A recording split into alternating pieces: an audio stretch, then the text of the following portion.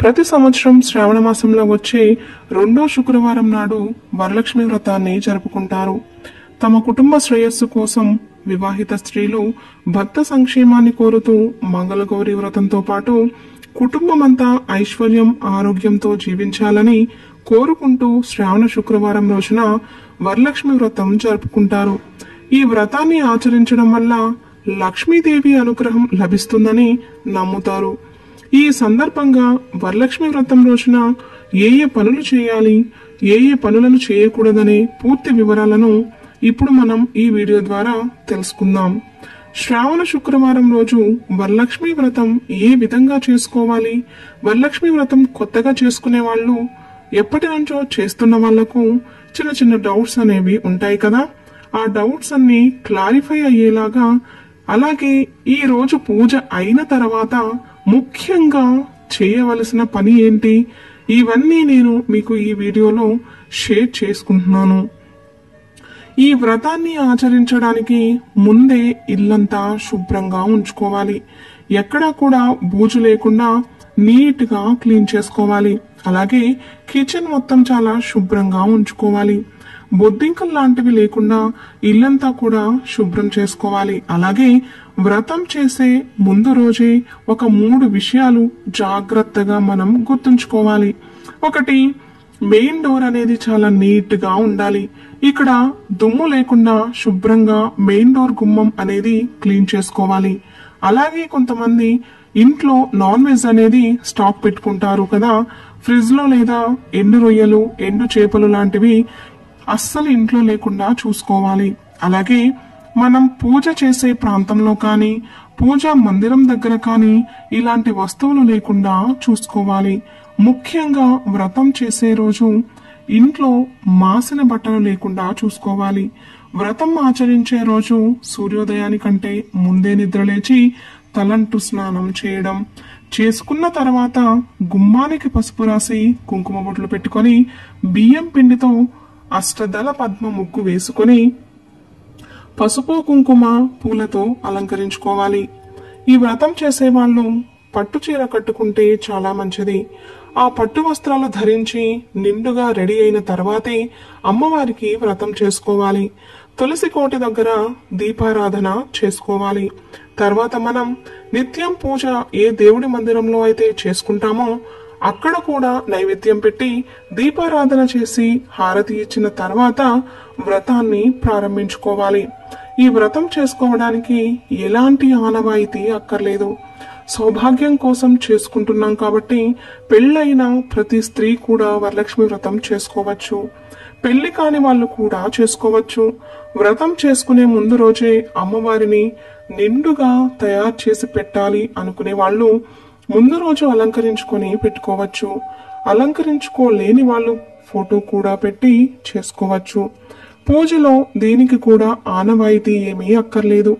మనం పెట్టేది విగ్రహం కాదు కాబట్టి ముందుగా పీఠంను నేల మీద పెట్టకముందే అష్టదళ పద్మ ముగ్గు వేసుకోవాలి.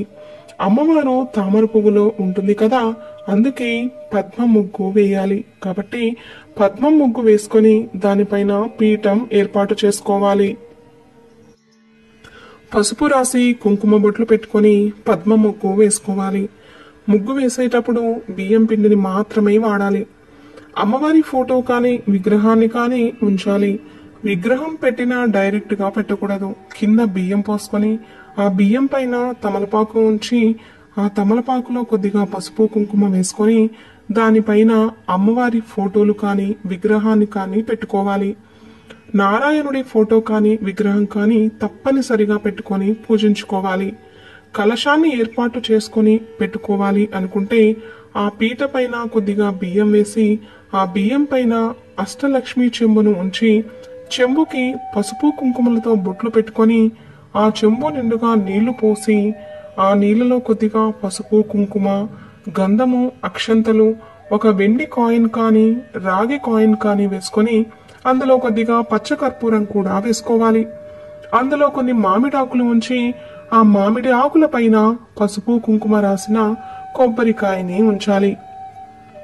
ఈ వ్రతంలో కలశాన్ని లక్ష్మీ స్వరూపంగా భావించి కొంతమంది కలశంలోనికి అమ్మవారిని ఆవాహన చేసుకుంటారు.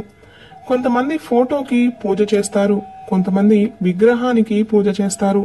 కలశానికి కానీ మనం పెట్టుకున్న అమ్మవారి విగ్రహానికి కానీ దేనికైనా సరే పూజ చేసుకోవచ్చు. అన్ని సిద్ధం చేసుకుని ఒక చిన్న వినాయకుడి విగ్రహం కానీ లేదా పసుపుతో చేసిన వినాయకుడిని కానీ పూజలో ఉంచుకోవాలి. ముందుగా దీపాన్ని వెలిగించి పూజని ప్రారంభించాలి. ఈ రోజు ఆవు నెయ్యితో దీపాన్ని వెలిగిస్తే చాలా మంచిది. లక్ష్మీదేవికి ఆవు ఇష్టం కాబట్టి మనం ఎన్ని ఎక్కువ దీపాలతో అమ్మవారిని పూజిస్తే ఆమె అంత సంతోషిస్తుంది. దీపాన్ని వెలిగించే ముందు తోరాన్ని రెడీ చేసుకొని సిద్ధంగా ఉంచుకోవాలి. దారం బంతిని 9 పోగులు తీసుకొని 9 ముడులు వేస్తూ ఒక్కో ముడికి ఒక్కో మంత్రం చదవాలి. వరలక్ష్మి వ్రతం బుక్ లో ఉంటుంది. ఆ ఒక్కొక్క నామాన్ని చదువుతూ 9 ముడులు వేసి మధ్యలో పుష్పాన్ని ఉంచి సిద్ధం చేసుకోవాలి. ఈ తోరము పూజలో కూర్చొని వ్రతం చేసుకునే వాళ్ళు కట్టుకోవాలి. అలాగే మనం ఎంతమందికైతే వాయనం ఇస్తున్నామో అంతమందికి కూడా ఈ తోరము రెడీ చేసి అమ్మవారి దగ్గర ఉంచాలి. వ్రతం కల్ప బుక్ లో మీకు తోర పూజ అని వస్తుంది కదా, అప్పుడు ఆ తోరంకి పూజ చేసి ముందుగా వ్రతం చేసే వాళ్ళు కట్టుకొని తర్వాత చివరిలో వాయనం ఇచ్చే వాళ్ళకి కట్టాలి. ఇలా పూజను ప్రారంభించి లక్ష్మీనారాయణుడిని ఆవాహన చేసుకున్న తర్వాత పంచామృతంతో అభిషేకం చేసుకోవాలి. ఒకవేళ విగ్రహాలు లేనట్లయితే పంచామృత స్నానం సమర్పయామి అని ఉత్తరేణితో నీళ్లు చూపించి పక్కన ప్లేట్లో వదిలిపెట్టాలి. అభిషేకం చేసిన విగ్రహాలను ఒక తెల్లని వస్త్రంతో శుభ్రంగా తుడిచిన తర్వాత పసుపు, కుంకుమ, గంధంతో అలంకరించుకొని మన దగ్గర ఉన్న జ్యువెలరీ ఏదైనా సరే వేసుకోవచ్చు. అంటే గోల్డ్ అయినా పర్వాలేదు. పసుపు నీళ్లలో శుద్ధి చేసుకుని అమ్మవారికి ధరించాలి. ఆభరణాలన్నీ కలశానికి వేసి పూజ చేసుకోవచ్చు. అమ్మవారికి ఇలా పక్కన ఒక వెదురు బుట్ట నిండా పువ్వులు పెడితే చాలా ఇష్టం. వ్రతం ప్రారంభించే ముందు వినాయకుడికి షోడోపచారాలతో అష్టోత్తరం చేసుకుని నైవేద్యం సమర్పించాలి. ఆ తర్వాత అమ్మవారిని పూజించే ముందు పూజలో పసుపు కొమ్ము పెట్టి పూజ చేసుకోవాలి. అభిషేకం చేస్తున్నట్లుగా ఉండే ఏనుగు విగ్రహాలు ఉన్నట్లయితే అమ్మవారి ముందు ఉంచి పూజ చేసుకోవచ్చు. అమ్మవారి కంటే ముందుగా నారాయణుడికి పూజ చేసుకోవాలి. అక్షింతలు, పూలతో నారాయణుడికి అష్టోత్తరం చేసుకున్న తర్వాత అమ్మవారికి అష్టోత్తరం చేసుకోవాలి. అమ్మవారికి ఎర్రని పూలు కానీ, సువాసన వచ్చే జాజి పూలు, మల్లెపూలు లేదా ఎర్రని అక్షింతలు వీటిలో ఏదైనా సరే అమ్మవారికి అష్టోత్తరంలో వాడచ్చు. ఇలా లక్ష్మీనారాయణ అష్టోత్తరం చేసుకున్నాక వ్రతం కల్పం బుక్ లో వస్త్రం సమర్పయామి అని వచ్చినప్పుడు అమ్మవారికి ఈ విధంగా చీర, జాకెట్టు, 2 జతల గాజులు, తాంబూలం, పసుపు, కుంకుమ, దువ్వెన, అద్దం, పౌడర్తో వీటితో పాటు అలంకారానికి అవసరమైన ఏవైనా సరే మీరు అమ్మవారికి సమర్పించుకోవచ్చు. ఇలా అమ్మవారికి సమర్పించిన చీరను ఇంటికి ఎవరైనా ముత్తైదును పిలిచి ఆమెను లక్ష్మీ స్వరూపంగా భావించి ఆమెకు చీరను వాయనంగా ఇస్తే చాలా మంచిది. లేదంటే వ్రతం ఆచరించిన వాళ్ళైనా సరే ఈ చీరను కట్టుకోవచ్చు. అలాగే అమ్మవారికి 9 రకాలు కానీ 5 రకాలు కానీ ఎన్నైనా సరే నైవేద్యంగా ఆ రోజే ఉదయం సమర్పించుకోవాలి. అలాగే అమ్మవారికి సమర్పించిన నైవేద్యాలు ఎన్ని అయినా అందులో క్షీరాన్నము, పులిహోర, బూరెలు తప్పనిసరిగా నైవేద్యంగా సమర్పించాలి. ఇలా పిండి వంటలతో పాటు పండ్లు, పండ్ల రసాలు కూడా అమ్మవారికి నైవేద్యంగా సమర్పించవచ్చు. ముఖ్యంగా ద్రాక్ష రసం, దానిమ్మ రసం 2 కూడా అమ్మవారికి నైవేద్యంగా తప్పనిసరిగా సమర్పించాలి. అలాగే వడపప్పు, చలివిడి, బెల్లం, పానకం వీటిని అమ్మవారికి నైవేద్యంగా సమర్పించుకోవాలి. పూజలో మనం ఎంతమందికి వాయనం ఇస్తున్నామో అవన్నీ కూడా ఒక ప్లేట్లో సిద్ధంగా ఉంచుకొని పక్కన ఉంచుకోవాలి. వాయనంలో ముఖ్యంగా ఉండవలసినవి జాకెట్ ముక్క లేదంటే చీర, పసుపు, కుంకుమ, గాజులు, పువ్వులు, ఆకు, వక్క, అరటిపళ్ళు, శనగలు. వీటితో పాటు మీరు విడిగా ఏమైనా ఇవ్వాలి అనుకుంటే ముత్తైదువులకు వాయనంగా సమర్పించుకోవచ్చు. శనగల్ని వాయనంలో ఇవ్వడం వల్ల కొంతమందికి దోషాలు పోతాయి అని అనుకుంటారు.